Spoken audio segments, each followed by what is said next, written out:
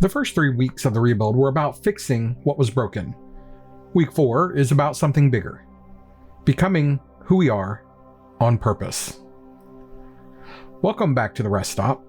Happy Monday. This is a fresh week with a clean slate and new energy.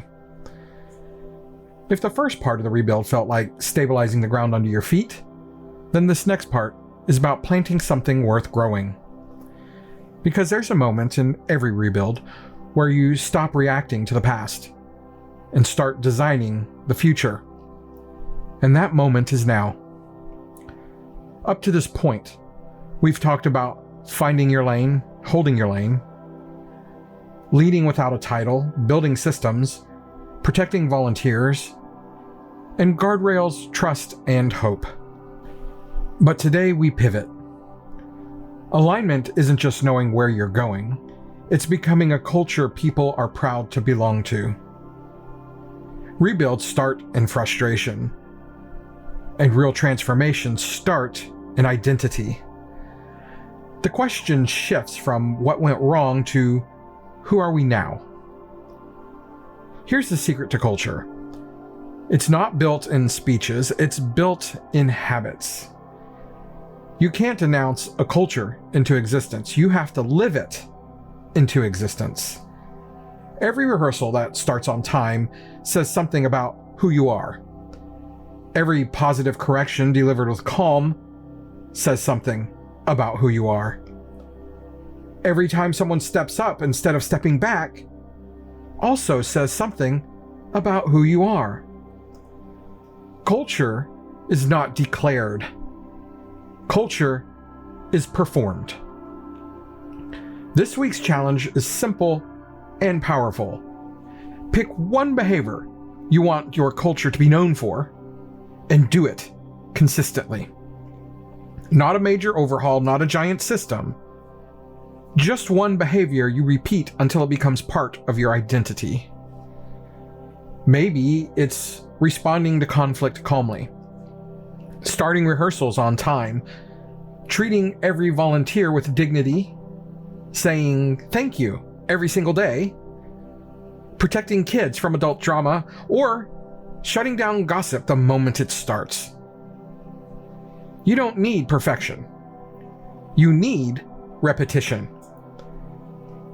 Even small consistency becomes a culture. And I see the leaders who are afraid the change won't stick. I see the parents who have watched programs fall apart before. I see the directors who rebuild every year from scratch. And I see the boosters holding everything together with duct tape and grit. You're not starting from zero anymore. You've already done the hardest part. You decided things have to be better. And once a community decides it's done with chaos, the chaos loses power. This is not a Band-Aid year. This is a turning point. So let's practice something. I want you to repeat after me, quietly or out loud in the car. We are calm, even when others aren't. We communicate like grown-ups. We lift people up, we don't tear them down. We solve problems, we don't create them. We build leaders, not martyrs. And finally, we build culture, not chaos. These are not slogans. These are identity statements, and identity drives behavior. Anyone can manage a season. Leaders build something that outlives them. When your culture becomes strong enough, drama dies faster, gossip stops finding oxygen, volunteers stay longer, kids feel safer, directors feel supported, and the whole program breathes again. The rebuild stops being a project and becomes a new normal. That's where you are heading. So, as you step into this Monday, carry this. We are not fixing who we are. We are becoming who we choose to be. Cultures are not inherited. They are engineered. And you, right now, are the architect. Small habits repeated daily turn into identity, and identity turns into pride, and pride turns into momentum.